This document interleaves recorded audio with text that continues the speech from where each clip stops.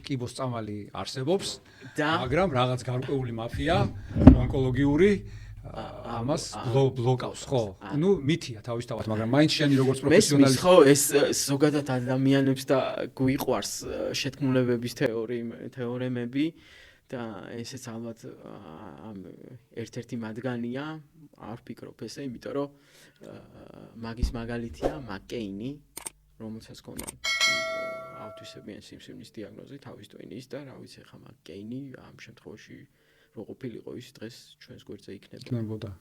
კარგი, მაშინ მითხარი შორს არის ის დრო, როდესაც აი ერთი ინექციით ან თუნდაც ვაქცინაციით მოგვარდება ეს პრობლემა? არა, მე ამას არ ველოდები, რომ ეს ერთი ინექციით მოგვარდება. ხო არის ვირუსული თეორიაც, ხო, არის ეგეთი და ხდება ვაქცინაცია, რომ პრევენცია მოხდეს და უამრავი ესეთი ის არის, რა ქვია, ლოკალიზაციის სიმსივნე, რომელიც თქვა ამაზეა დამოკიდებული, მაგრამ მე ზოგადად ვსაუბრობ.